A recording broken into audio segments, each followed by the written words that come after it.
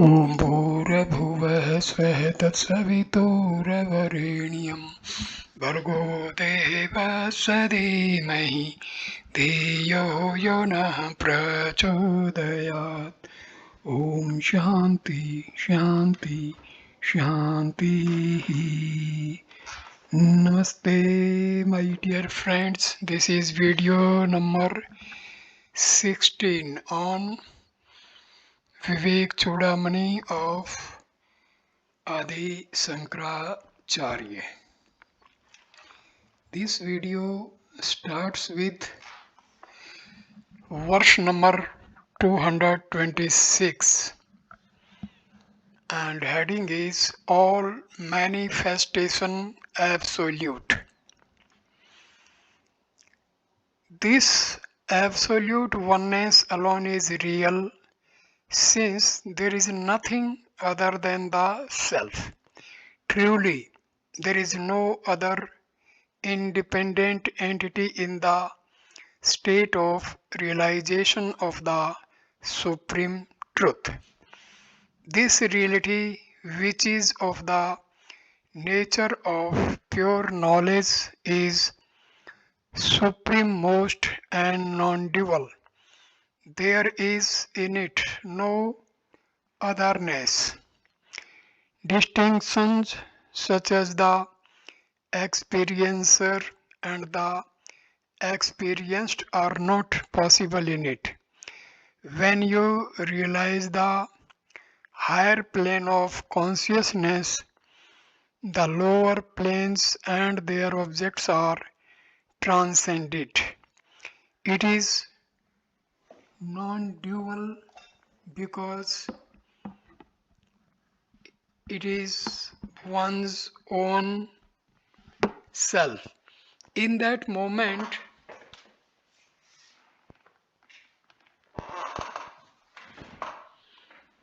there is a total absence of all things save the self.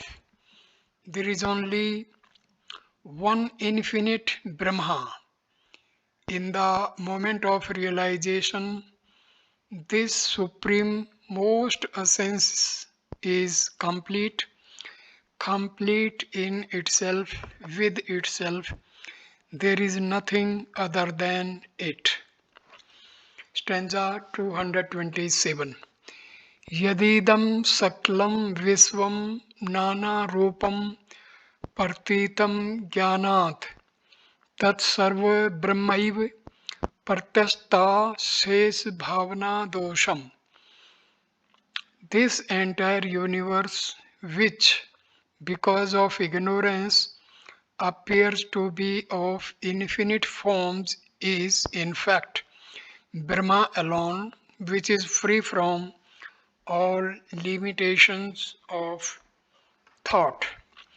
The world of plurality, with its manifold forms, which we see all around, is perceived because of the non-apprehension of Brahma, the reality. Due to the non-apprehension of reality, all misapprehensions of the pluralistic phenomenal world have arisen.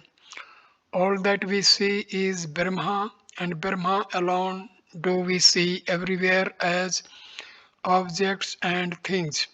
When the evil of imagination of the mind is destroyed, without an iota of it remaining to defile the truth, then you shall realize that what you are perceiving is Brahma only. Stanza 228. Mirtakarye bhuto api mirdone bhinneh kumbhosti sarvatra tu mirt savarupat ne kumbharupam prithgasti kumbha kuto mirsha kalpit na naam matra hai. Though a pot is a modification of clay, it is not any different from it. In a sense, the pot is the same everywhere, So why call it a pot? It is merely a false and fancied name. Pots made out of mud, though named differently in essence, all are nothing but mud. A Ganges pot, a milk pot, a honey pot, or a water pot, they are all different names depending upon the usage of each pot. In essence, they are all mud only. They have come out of mud, therefore, they are all nothing but mud in their true nature. Similarly, out of Brahma, the world has come, and therefore, it cannot be anything other than Brahma. But at the same time, when we are dealing with the world, we forget that it is all Brahma. When we handle pots, we forget that they are mud. When we see the world of change, we are apt to forget that it is the changeless Brahma everywhere. Whatever be its name, shape, and form, a pot is nothing but mud.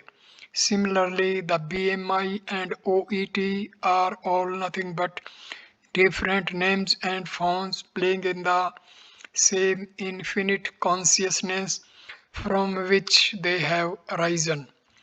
Stanza number 229.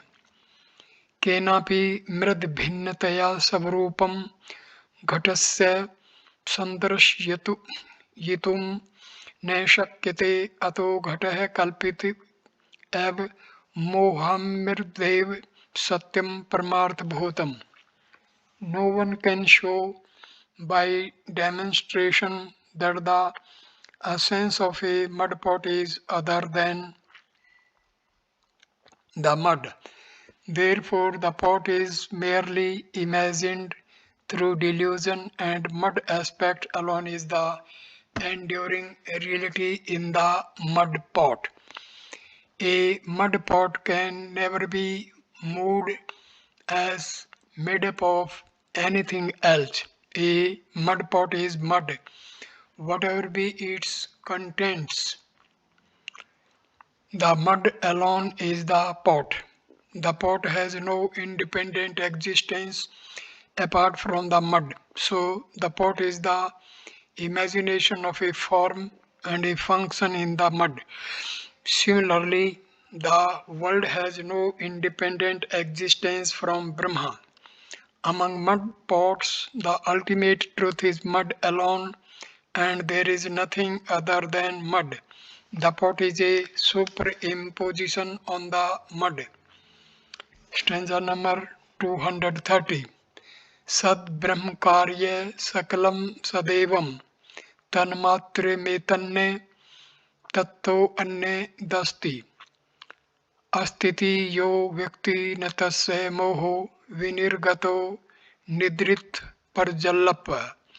So too, the entire universe, being the effect of the real Brahma, can be nothing other than it.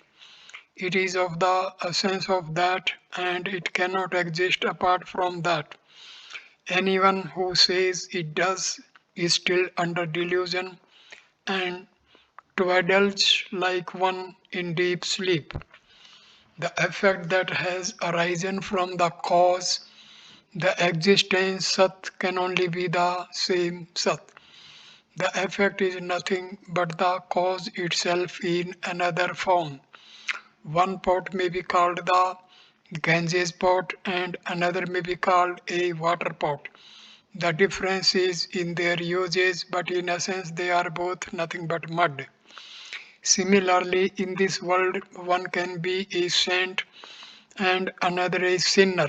People may have varying degrees of goodness and badness, but they are in their real nature divine because they are all the effects of the one Brahma. If anyone insists that there is something other than Brahma, he is not to be blamed since he is only crying in delusion. His vasanas have not yet left him completely.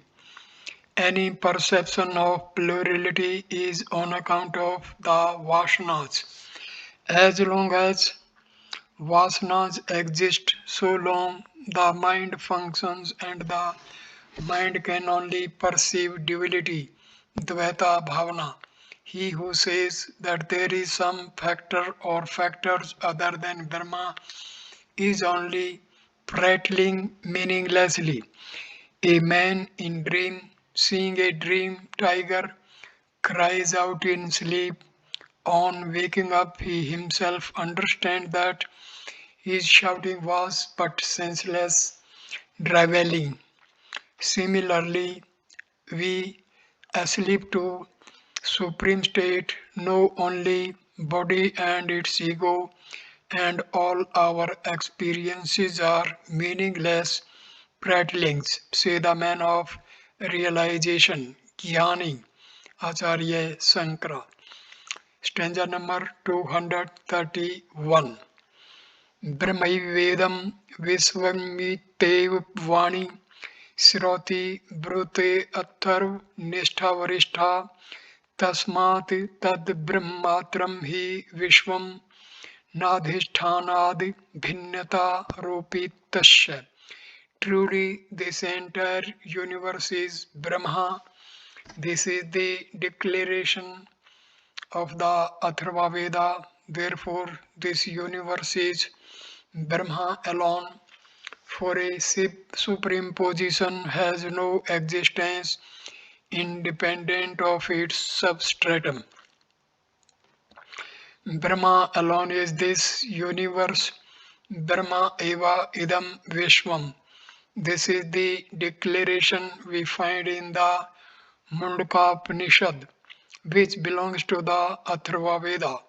The entire world of names and forms we perceive is nothing but Brahma.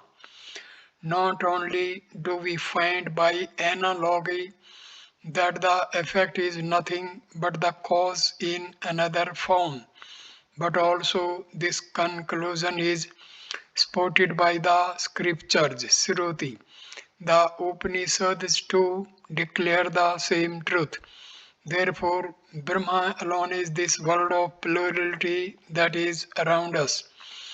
The ultimate reality of a superimposition is its own substratum. The ghost cannot be anything other than the post, nor can the serpent be different from the rope. While the delusion lasts, we are subject to the vision of the superimposition, and we suffer all the consequences thereof.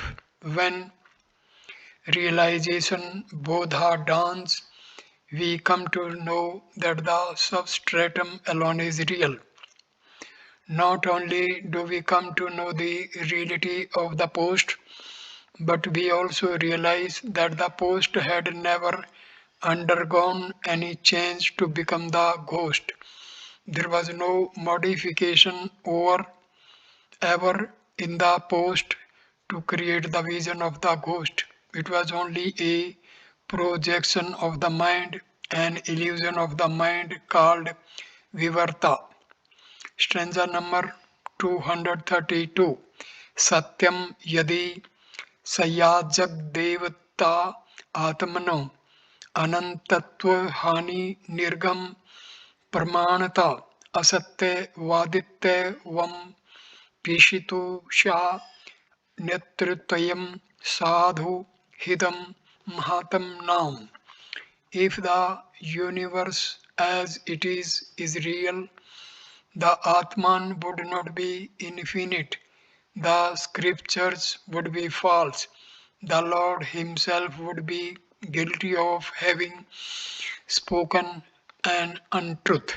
None of these three is considered either desirable or wholesome by the pure minded ones.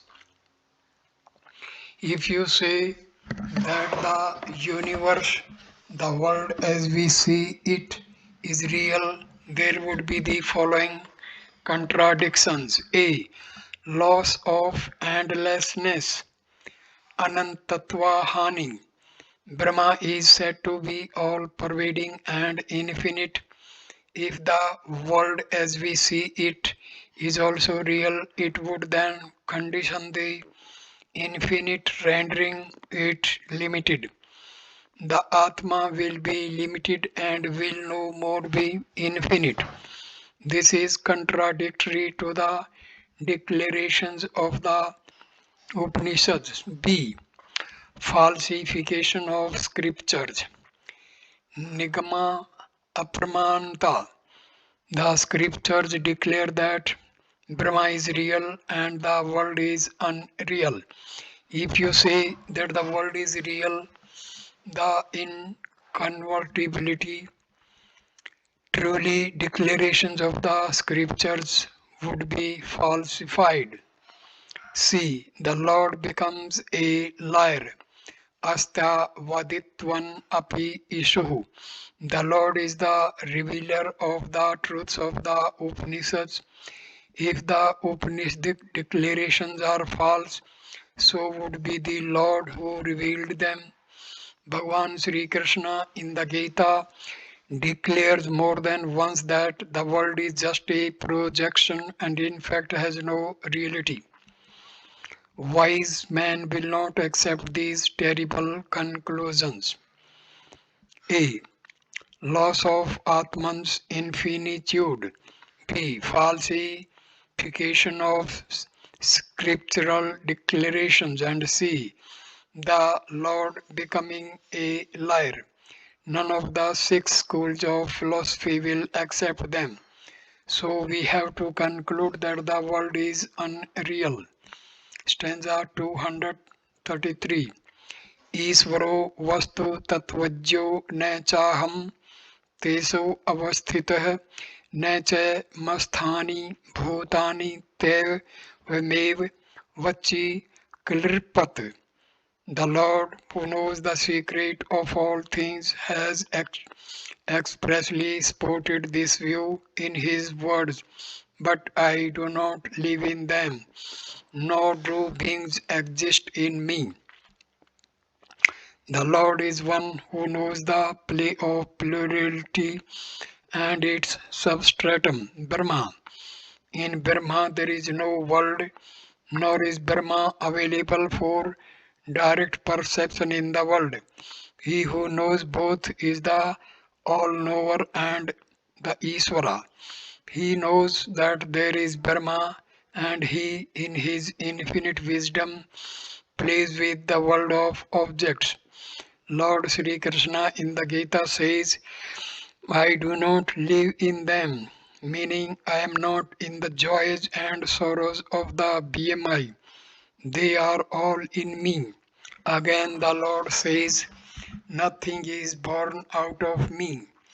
They are all only apparently there, just as the ghost in the post.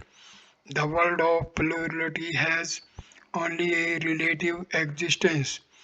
When you look at truth through the BMI, the world of OET alone is perceived. When the BMI are transcended, pure consciousness is experienced as full, both within and without.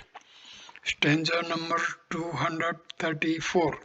Yadi satyam bhave divishvam susuptavopalbhetam yannopalabhite kinchit so satsopan mirsha.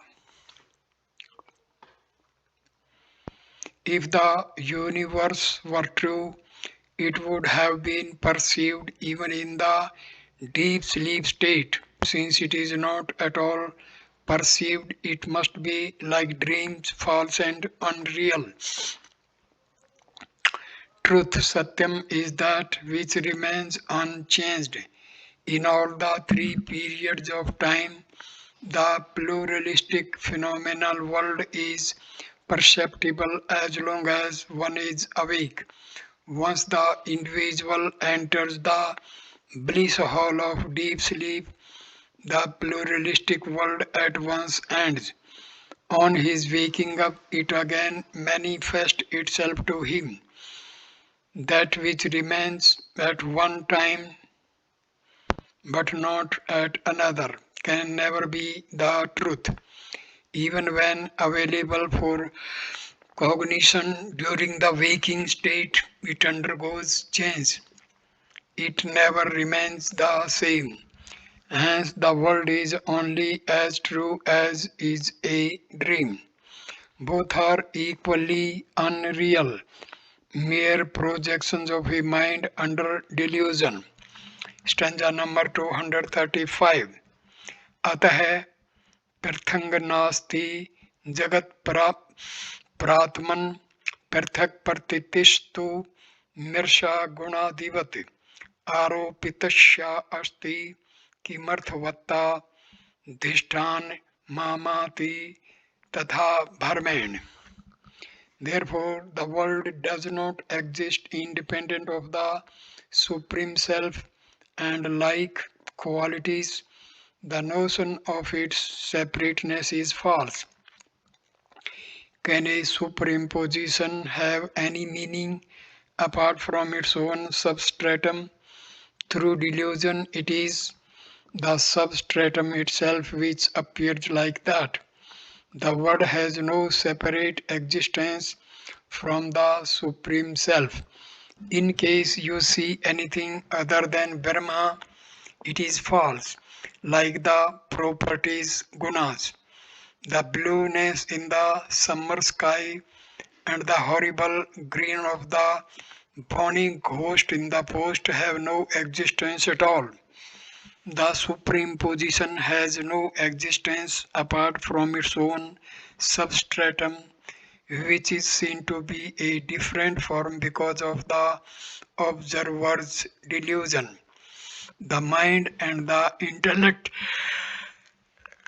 have delusory misconceptions. Hence we see the phenomenal world. It has no existence apart from its substratum, the supreme reality. Any perception of plurality is but a delusion of the mind. Stanza number 236. भ्रांतस्य यद भ्रमतः प्रतीतं ब्रह्मैव तत्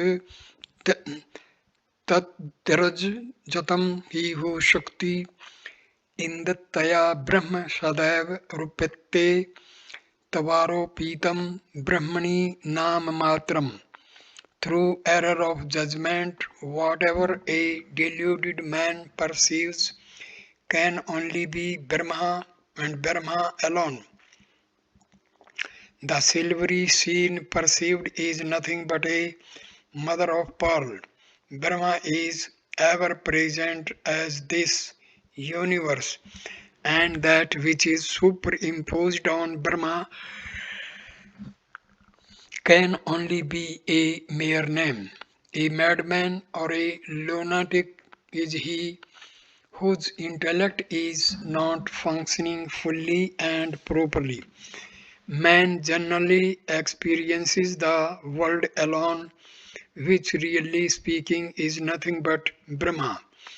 Whatever he experiences is Brahma alone. The bright reflecting silvery pieces on the seashore are nothing but bits of mother of pearl.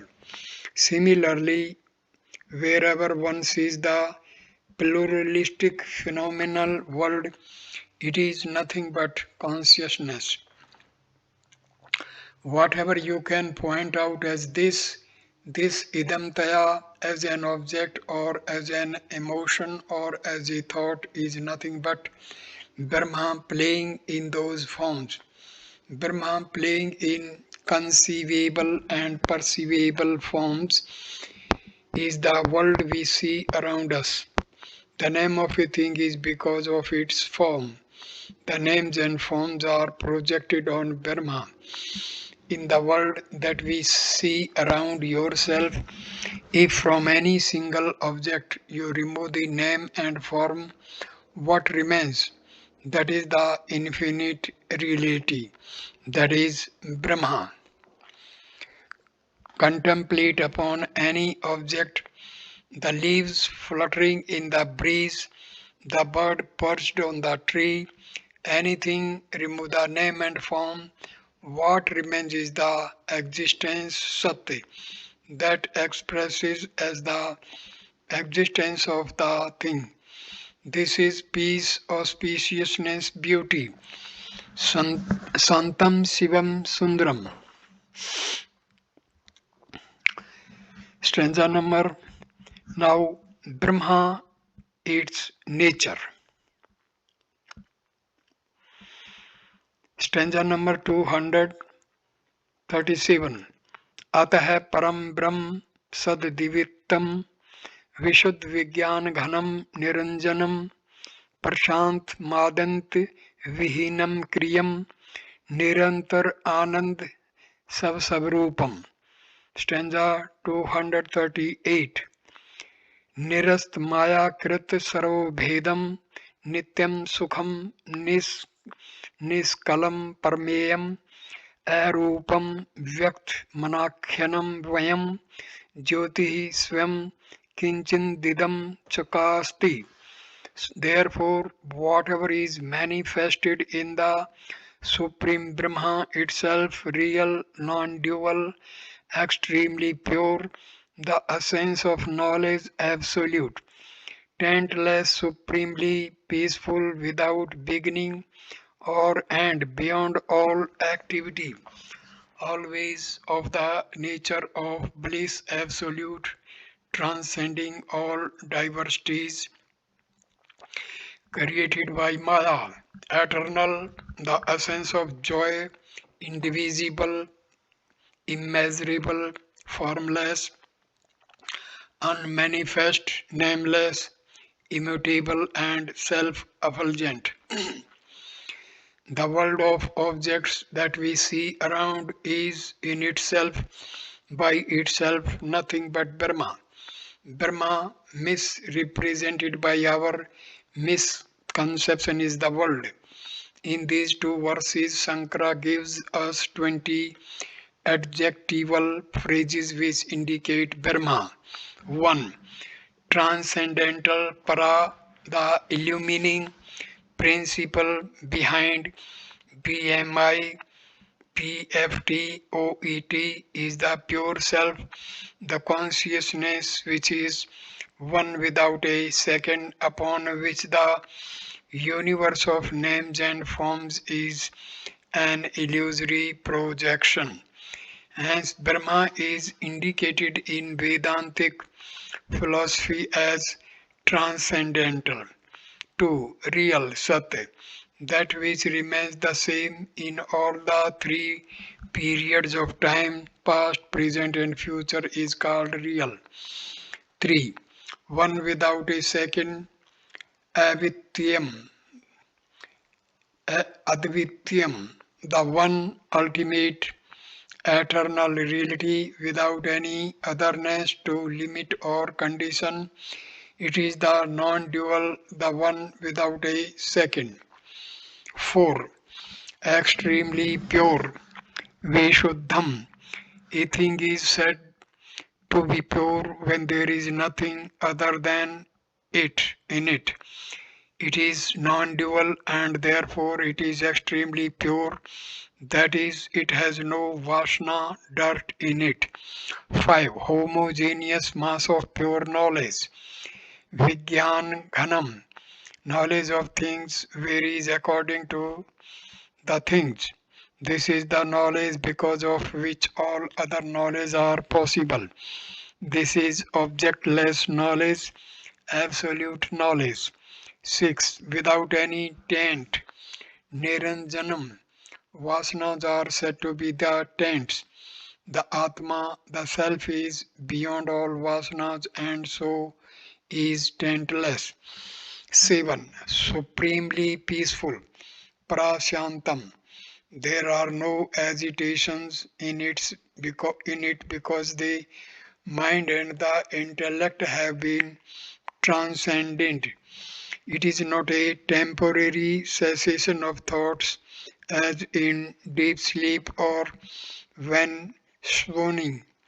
It is the realization of that which is the witness of the very condition of peacefulness, hence supremely peaceful. 8. Devoid of beginning and end. Adi Anta Vihinam. Eternal, immutable, changeless, limitless. That which is not conditioned by birth and death, no beginning, no end, no modification. 9. Beyond activity. Akriyam. Because it is all pervading, it cannot act. There is nothing other than it for it. For it to serve, no field for it to function in. Also, where there are no vasanas, there cannot be any desires, and hence there is no activity in the all full Brahma. 10. Of the nature of eternal bliss.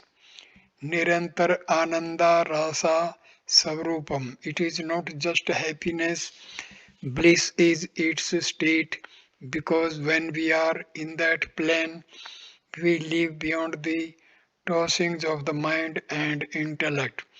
Now, this bliss also is to be known. The man in Samadhi rises above both his mind and intellect. 11. Transcending all diversities created by Maya. Nir- Nirasta Maya Krita Sarva Bhedam. Maya means the non-apprehension of reality. Maya created confusions are the diversities caused by Maya. They together constitute the world of plurality. They are the sum total of our misapprehensions created by the non-apprehension of reality. 12. Eternal, Nityam, that is eternal which is not conditioned by space-time or objects.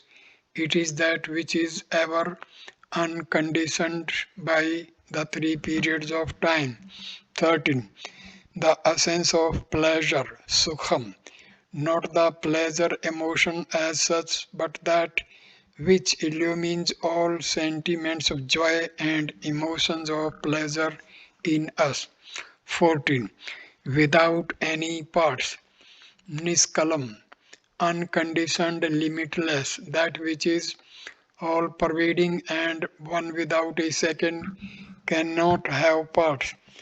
15. Immeasurable, a permeum, incomparable, that which cannot be reached or known through any means of measure.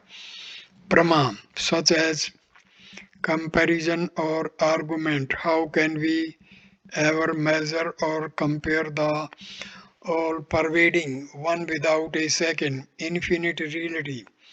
With what will we measure it? With what else will we compare it? 16. Formless, arupam, an unconditioned eternal thing cannot have any form. It is limitless, hence there can be no form for it. 17. Unmanifest, avyaktam, that which cannot be sensed by the sense organs, felt by the mind, or comprehended by the intellect is unmanifest. 18. Nameless, an akhyam. Since there is no form, there can be no name to indicate it. Only that which has form and qualities can have a name to distinguish it from similar things. 19. Immutable, irreducible, avyayam, that which is eternal and changeless is immutable too. 20. Self-luminous or self-effulgent, Jyoti Swayam. To know that no other medium, no other light is necessary. It is the light of consciousness by which the whole world is illumined. All these 20 terms are indicative of the Atma, the Self, which is ever present in each one of us. These may be considered as 20 exercises in deep meditation for developed sadhaks. None of them, in fact, defines reality, but each one of them suggests, and all of them in their totality directly pointed out the essential self behind the mind and its agitations. Stanza number 239. ज्ञात्री ज्ञेय ज्ञान शून्य मनंतम निर्विकल्पकम केवल अखंड चिन्मात्रम परम तत्वम विदुर्बुद्धा. Sages realize the supreme truth in which there are no distinctions such as the knower, the knowledge, and the known, which is infinite, transcendental, and which is of the essence of knowledge absolute. Truth is beyond the triple factors of the knower, the knowledge, and the known. When the individuality has ended, there is no instrument of experience separate from the object of experience. As long as the dream lasts, there is a dreamer experiencing the dream objects. The dreamer, with the help of his equipment, saw, heard, smelt, tasted, and touched the dream world around. On waking up, not only does the dreamer become the waker, but the dream experience is to become the waker. Nay, the dream world of objects also become the waker. Today, as an individual entity, the ego, I may recognize the world of plurality through my body, mind, and intellect equipments. When I rise above them and spiritually wake up, I become fully awake to the consciousness. Then my equipments of experience and my objects of experience can no longer be separate, but they all merge into the one supreme consciousness. This awakening to the consciousness is not a passing experience. Once it has been experienced, it is endless. It is beyond all doubt and imagination. It is the unbroken experience of pure consciousness. Kevalam akhandam chintamatram. Wise men come to experience this supreme essence in themselves as their very being. Experience of this great truth is God realization. Stanza number 240. Ahim yunupayadeyam manovacham gocharam aparmeya mana dantam brahm puran mehem mah. That which can neither be thrown away nor taken up, that which lies beyond the limits of mind and speech, which is immeasurable, which is without beginning and end, which is whole and one's own self, which is of outshining glory, that is the self. Indicating this great truth, it is said, it can never be rejected. Aheyam. The five kosas can be rejected. After rejecting the five seats, we come to a substratum which cannot at all be rejected. This is the supreme consciousness, nor can it be taken up. Anupadeyam. That which is not with you can be taken up by you. This great truth is your very own self, which is already there. How can it be taken up, accepted? the very one who accepts being the essence accepted. The ultimate reality is beyond the comprehension of the sense organs and the mind. It is not an object which can be experienced. It is the very subject which comprehends all objects. Also, it is immeasurable and incomparable. Measurements and comparisons are possible between two objects, the one without a beginning and an infinite reality is one's own self. In the previous verse, the teacher said that wise men alone realize this great truth. In this verse, he says it is our own real nature. Stanza number 241. Tattvam padabhyam dhiyemanayoh brahma atmanoh shodhitayo ditham srutaya tayo sattvatvam ashiti samye ge taumev pratipadate moho. Stanza number 242. Ekam tayo laksit yorne vachyo nigatte yonnam vriddhadimino khadyot bhavano rive rajbhartayo kupamburasyo parmanu mevo.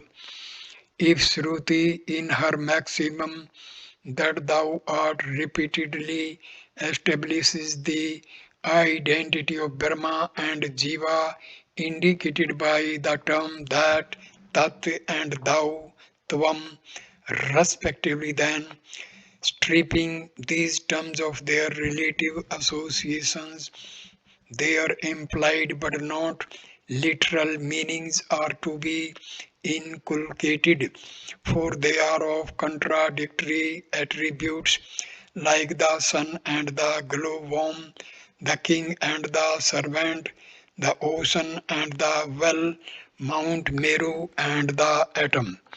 Tat and Tvam are the two words in the famous maxim Mahavakya of the Vedas.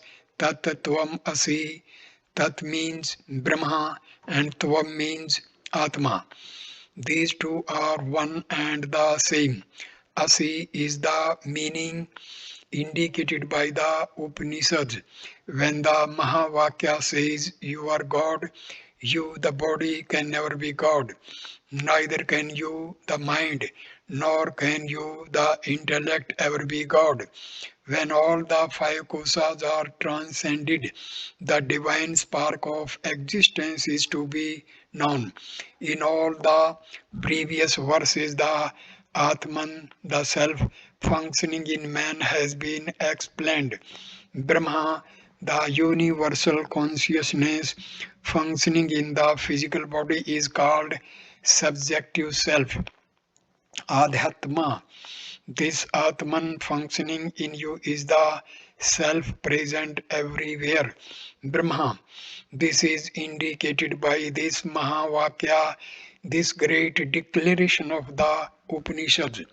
When the nature of the three bodies is investigated, we come to apprehend that there is a consciousness which is illumining all our thoughts.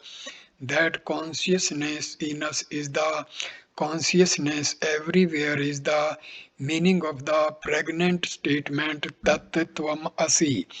This declaration of the Upanishads again and again indicates the identity, ekatvam of Atma and Brahma. According to the literal world meaning, the identity of man, Tvam, and God, Tat, is impossible. How can I, a limited, mortal, finite, miserable creature, be that infinite Sat Chit Ananda? Between the two, there is as much difference as there is between a lamb and an elephant. How can they be one and the same? The identity of the Atma and Brahma is derived from the indicative meaning or the implied meaning of the Mahavakya. In the declaration, the identity is implied. It is trying to explain that the essential core in each one of us is one and the same, and that is God. God is all pervading and therefore omnipresent. Thus, the Upanishad is trying to make us understand the oneness of the essence of the individual and the essence of the whole universe. The distinction between the two is obvious. Man is born, God is unborn. Man is growing, God is changeless. Man is perishable, God is imperishable. Man is mortal, God is immortal. Man's knowledge is limited, God's knowledge is unlimited. Hence, the Mahavakya is not declaring the literal meaning but suggesting the implied, the indicative meaning. The essence, the core, the very existence in us is the substratum and vitality of the whole universe. The reality behind the universe is the reality behind each individual also. When from the universe the names and forms are removed, and from the individual the five kosas are negated, what is left over in the outer and the inner world is the one infinite consciousness which has no such distinctions as outside or inside.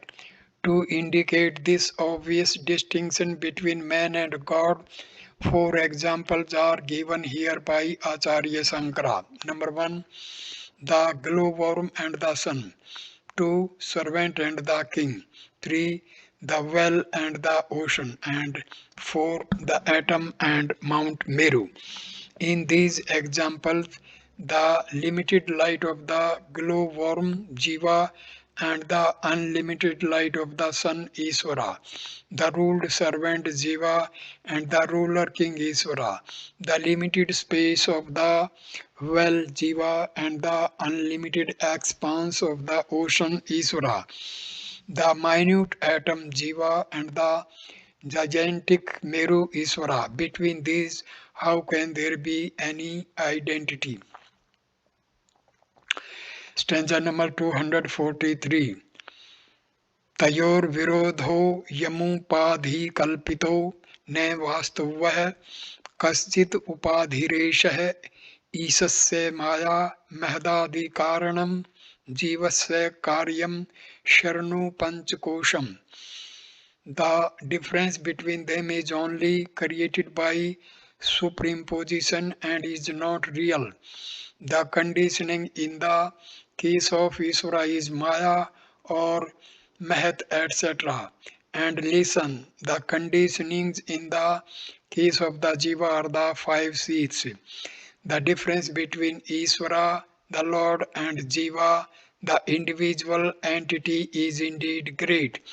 This is brought out clearly by the examples cited in the previous verse.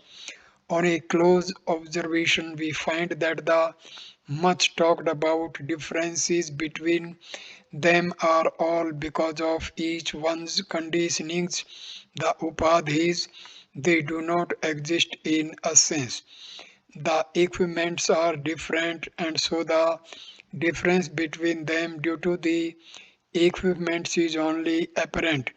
In its essential nature, Brahma, the Supreme, has no equipments at all. It is one without a second. This Brahma or reality expresses itself as Isvara and Jiva because of the difference in conditionings. When the great rishis of the Upanishads declared that thou art, they did not mean that the expression of the divine self in the various equipments is one and the same, but they only mean that the factor which is expressing through all conditioning is one and the same. The Supreme expresses through two different types of vehicles, giving rise to two different types of expressions, Isvara and Jiva. When the equipments of both are removed, that which expresses through both is experienced as one and the same. In fact, in reality, there are no equipments at all. The supreme reality functioning through Maya is called Isvara or God. Vedantic masters call this equipment Maya, which is called Mahat in other schools of philosophy. When the supreme reality functions through a set of five seats, there is an expression of a jiva, an individual entity. When these equipments, the Maya or Mahat and the five kosas are removed from God and man respectively, what remains is the one and the same ultimate reality. In order to make us clearly understand this, the Upanishads explain it employing a set of terms and terminologies evolved by them. Consciousness functioning through an individual entity is called the microcosm, Vesti, and the functioning through the totality, the whole cosmos, is called the macrocosm, Samashti. Microcosm, Vesti, 1, represents an individual entity, Jiva. Macrocosm, Samashti, represents the entire world of plurality, together the cosmos, Jagat. 2. Microcosm, the supreme consciousness functioning through a given gross body is called Vishwa, and because it expresses itself in the waking condition, it is called the waker. Macrocosm, the supreme consciousness functioning through the aggregate of all the gross bodies is called Virat. This is the cosmic form of the waker. 3. Microcosm, the supreme consciousness functioning through the individual subtle body is known as Tejasa. It expresses itself in the dream condition and so is called the dreamer. Macrocosm, the supreme consciousness functioning through the aggregate of all subtle bodies, the total mind and intellect, is called Hiranyagarbha, the creator. 4th microcosm, the supreme self functioning through the causal body, the vasanas, ignorance and the non-apprehension of reality, the avidya, is called prajna. It expresses itself in the deep sleep condition and hence is called the sleeper. Macrocosm, the same Atma functioning through the aggregate of all causal bodies, the non-apprehension of reality, the Maya, is called Isvara, the great Lord. The absolute reality which functions through the microcosm and the macrocosm is one and the same. When the microcosm and macrocosm are transcended, what remains is supreme reality. When the mind and the intellect are transcended, the jiva merges into Isvara. God is the reality functioning through the total vasanas. In Vedanta, the total vasanas are called Maya. Brahma, the reality functioning through my vasanas, thoughts and emotions, ordered this physical body in my mother's womb and has appeared in an environment where alone it can find their fulfillment. After taking the physical body, it moves from environment to environment in order to exhaust its most powerful vasanas. Any conscious act, physical, mental, or intellectual, creates vasanas. A physical body is not necessary to create vasanas. Going back to the cause of thoughts or the first cause, first cause is called meditation. Vasanas create the world, and the world around us creates vasanas in us. Brahma functioning through the total vasanas is called God Isvara, and functioning through individual vasanas is called the Jiva. Hence, when the individual vasanas are exhausted, the individual concept also ends. The microcosm gets annihilated, the Jiva is no more. When Jiva is annihilated, there is no one to recognize the macrocosm, and so the macrocosm also ends. Thus, the oneness of the Jiva and the Isvara, the individual ego and God is realized. This is called God realization. God is because of the equipment Maya. This Maya is termed differently by different philosophers. All of them agree that the cause for the whole universe is the dynamic infinitude functioning through the total cause, but this total cause is denoted by various terms. The cause for the individuality is the consciousness functioning through the five seats, or the three bodies, or the three states. Brahma has no conditionings, but Jiva and Isvara are the two concepts arising when Brahma apparently functions through the illusory equipments. Stanza number 244.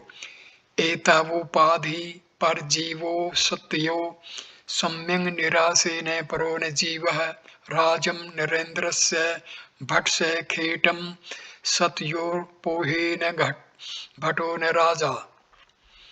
These two are superimpositions of Isvara and Jiva, but when they are completely eliminated, there is neither Isvara nor Jiva. When the kingdom of the king and the shield of the soldier are taken away, there can neither be a king nor a soldier. When electricity functions through a 1000 candle power bulb, its intensity of light is more than when it functions through a 5 candle power bulb, when there is certainly less light. If the 5 candle power bulb is replaced by a 1000 candle power bulb, the light in both will be the same. When the bulbs are destroyed, the electricity becomes one and the same energy without its different light manifestations.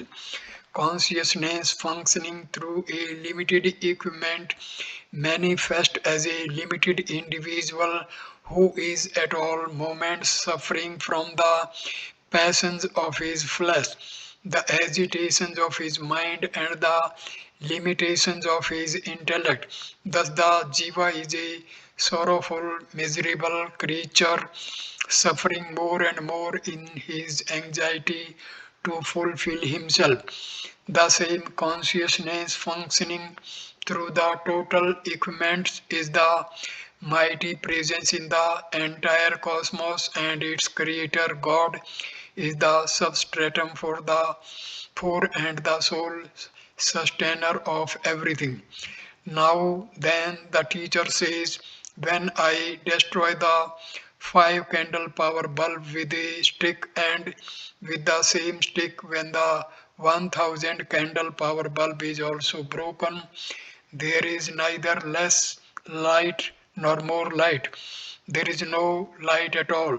What remains is electricity. Similarly, when the equipments are removed from both God and the individual, there is neither a para-God nor a Jiva, the individual. Then there is no distinction at all between the essence in God and the presence in the Jiva. To the Jiva, there is a world of plurality, and to the world of plurality there is a creator. This is acceptable to the intellect, very satisfying indeed, but the pure essence behind the world lies beyond the intellect. Therefore, the intellect is to be transcended. The intellect cannot be transcended unless the vasanas are exhausted. When an individual's vasanas are exhausted, he transcends the intellect and directly realizes that the individual, is no more an individual. He has risen above the individuality, the ego, jiva, bhavana. When one has risen above one's sense of individuality, one has risen above the sense of totality, the God concept also. Sankara, faithful to his own style of discourse, gives an example here to illustrate the idea.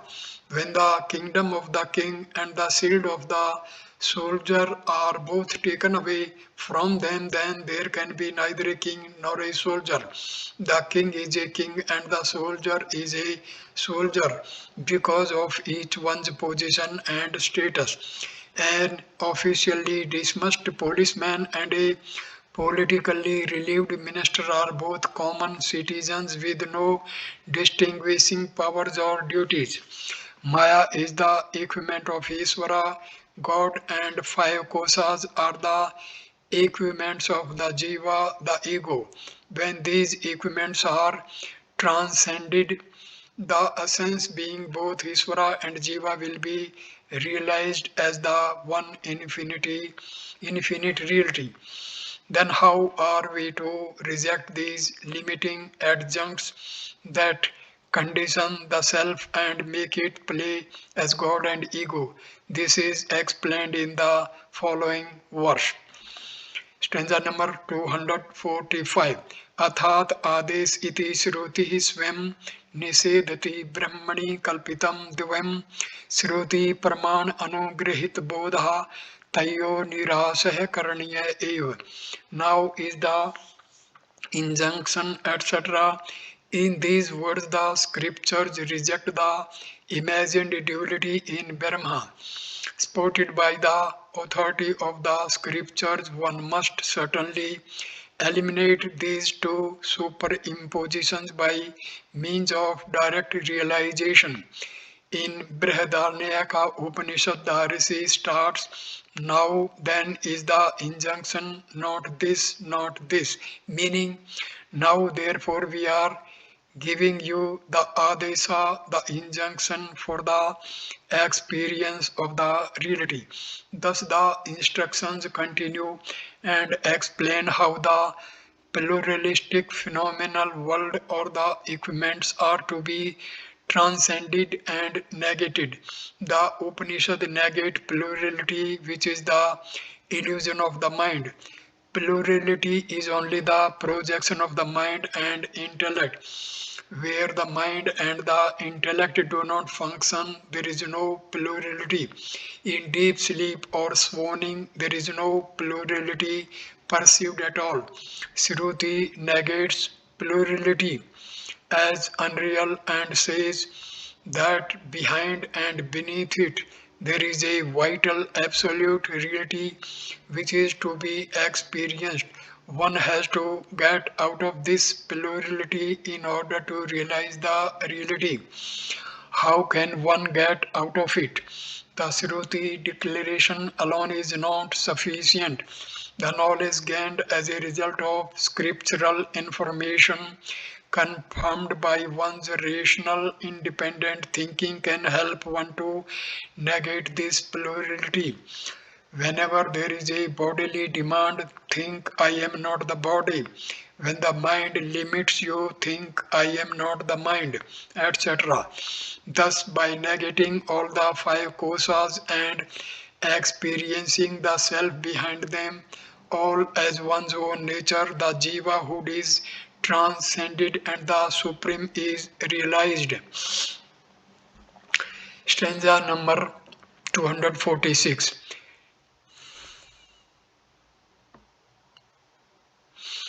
नेदं नेदं कल्पितवान् सत्यं रज्जु दृष्ट्व्याल् वत्स सोपनवच्च इत्थं दृश्यं साधु युक्ता व्याप्योहे गे पश्चाद कभ तोर्यः. Neither this gross nor this subtle, like the snake seen in the rope and like dreams, are not real, being products of the imagination. By a perfect elimination of the objective world by reasoning, one must realize the oneness underlying the Jiva and the Iswara. Not this is the language of the Upanishads. I am not the body is mine. I am not the mind is mine. Not only do the scriptures say so, but also rational thinking makes it clear that what is delusorily projected cannot be an actual fact. Had it been true, the world should have been available to me at all times. The body, mind, and intellect are not always available. In deep sleep, I do not gain anything from them since they are not available. So they cannot be the truth. That which was not there in the past and will not be in the future, but which is apparent only in the present, is called an illusion. Thus, the conviction that the body, the mind, and the intellect are not the Atma is held not just because the scriptures say so, but by right thinking it becomes amply clear that truly they are not real but are mere projections, like the serpent in the rope or like dreams. The snake and rope example is an objective one, and the example of the dream is a subjective one. The delusion outside and the delusion within. Thus, one who is a sadhu, a spiritual thinker, having eliminated the world within and without by rational thinking, yukti, will realize that I, who experience the objects, emotions, and thoughts through the body, mind, and intellect, am the one, the substratum, the pure consciousness. Stanza number 247. ततस्तु तौ लक्षणया सुलक्षयो तयोर्खण्डैकर सत्वसिद्धये नालं जहत्या न तथा जहत्या किन्तु भयार्थे कियैव भाव्यम्. Therefore, the two terms Isvara and Jiva should be carefully considered through their indicative meanings in order to establish their absolute identity. Neither the method of total rejection nor the method of complete retention will suffice. One must reason by a combined process of both. You are you because of the infinite functioning through your vasana. God is God because of the infinite functioning through the total vasana. When you remove your equipments, there is neither a world for you nor a concept of God. Then alone will you come to understand that Jiva and Isvara are one and the same. In order to realize that one is Brahma, the reality, the intellect must be prepared by the study of the scriptures as well as by independent thinking and reflection. By an intellect which has been so prepared for this great fight, you must negate the body, the mind, and the intellect and come to apprehend the truth. In the profound declaration that thou art, the implied meaning has to be ascertained and appreciated by intellect which has already been prepared by the study of the scriptures. The word meaning in itself certainly sounds absurd. One should try to understand the implied meaning of the sacred words of the great rishis which burst forth from them in the white heat moments of their experience divine. If you dandle the words, they convey no meaning. They talk directly of an impossibility. Therefore, you have to go deeper, analyze ruthlessly, and understand the secret, sacred meaning behind them in order to get into the very experience of the oneness, the experience of the common denominator in you and God, the infinite eternal truth.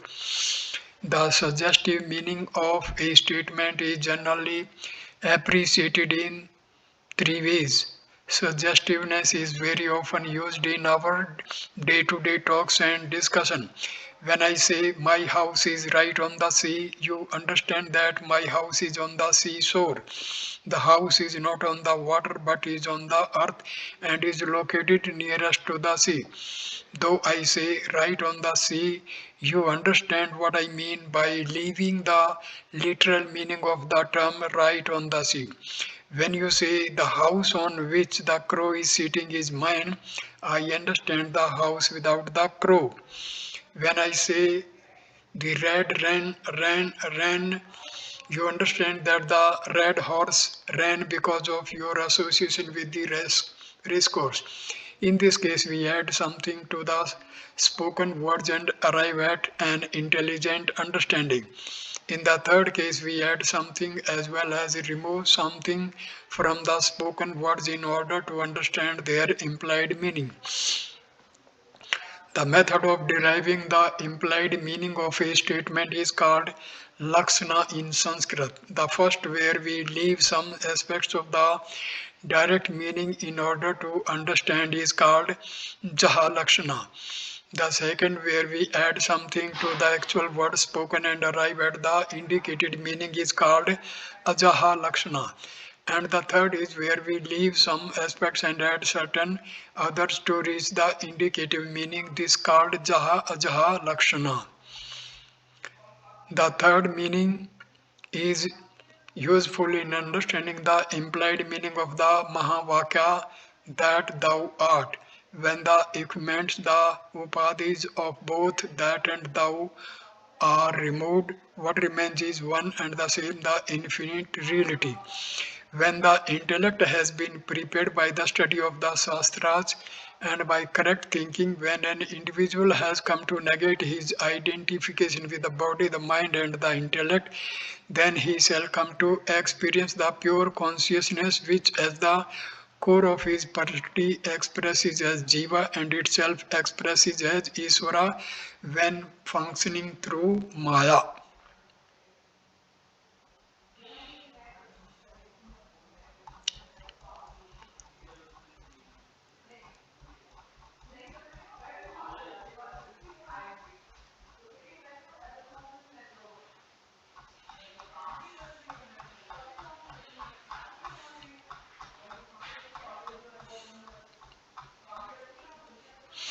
Stanza number 248.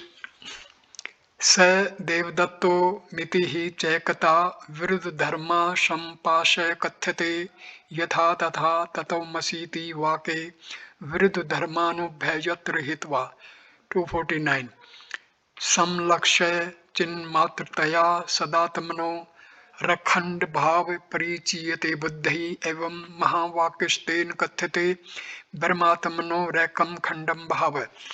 This is the Devadatta. Just as in this sentence the identity expressed is arrived at by eliminating contradictory portion, so too it is in the statement that thou art.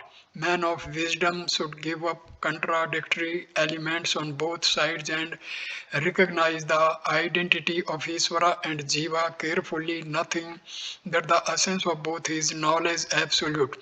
In such wise, hundreds of scriptures declare that the oneness and the identity of Brahma and the Jiva. When it is said, God, the infinite, the all-pervading, the blissful, the perfect is you, the finite, the congested, the sorrowful, the imperfect, you will have to remove all these imperfections around you to understand this statement. The spark of consciousness that is behind the thoughts in you is the same consciousness that is functioning through God. In order to make us understand this, an example is given. This is that Devadatta. That and this are the pronouns indicating two different things. If the pronoun that indicates a thing far off, then this indicates a thing which is relatively near. That John is this man. When we say, we mean that John at a different period of time and existing in a different place, and this man seen right now today at the present time and place are one and the same person. The time and the place have changed, but the individual has remained the same. Here we remove the contradictory conditionings, vriddha, dharmantha, and understand correctly that this individual and that individual are the same. When we say man is God, we do not mean that the size of man is the size of God, or that the shape of man is the shape of God, or that the imperfections of man are the imperfections of God. We only mean that in man there is a godly essence. Just as in the example that Devadatta is this man, in the Tattvamasi declaration also, when the contradictory conditionings are removed, what remains is the same infinite self. Man is subject to birth, God is unborn, man is limited, God is unlimited, man is a perishable being, God is imperishable, man is mortal, God is immortal. Remove all these qualities, then what remains is pure consciousness. Wise men have understood the one essence both in man and God, say that the essential core in God is the essential core in man. Thus, hundreds of great declarations indicate and glorify the great oneness of Brahma and Atma. When I look out through the body, I become conscious of objects. When I transcend the body, the world of objects is eliminated. When I transcend the mind, the emotions are eliminated. And when I go beyond the intellect, the thought disturbances are also eliminated. What remains in me at that time is only consciousness. With that consciousness, when I look out without the body, the mind, and the intellect, I see in the world no objects, no emotions, and no thoughts, because they were all interpretations of my BMI only. Where the equipments are removed and objects that I perceive through the equipments are also removed, at that time what I see is nothing but consciousness within and without, everywhere. In this sense, the scriptures say that the Atma, the self in you, is Brahma, the reality behind the whole universe. I conclude this video at this juncture. Next video, number 17, will start with the topic attitude in meditation and verse number 250. Thank you. Namaste.